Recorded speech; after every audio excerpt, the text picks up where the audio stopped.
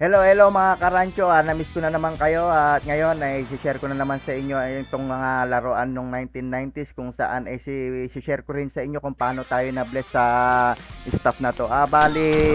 Nag-text sa akin si Mama, bali yung pinsan niya ay nagtatapon daw ng mga gamit noon at hindi naman niya kailangan na. So pinuntahan natin agad no na-bless tayo dahil binigay sa atin itong family computer 1990s. Sa mga nakaabot na ito, syempre alam nila kung ano to. So mga hindi na, ito po ay mga tinatawag na family computer noon.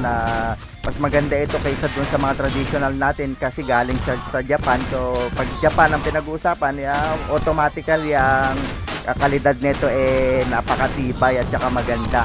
Kung saan meron pa siyang brochure at mga instruction.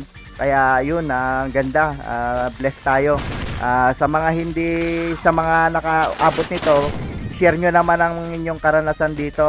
Balik makwento ko lang noong bata ko, ito yung mga kinaiinggitan ko sa mga mayayaman at may kaya kong mga classmates, kung saan nakikisilip pa ako sa mga bintana nila para lang manood nito dahil alam nyo naman noong mga panahon na yun bibihira at may mga kaya lang ang meron nito, di ba?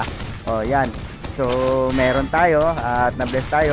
Thank you. Shout out kay Tita Maria na nagbigay sa atin nito. Maraming salamat na way mahanap pa niya yung iba at ibigay sa atin. Thank you, Karancho.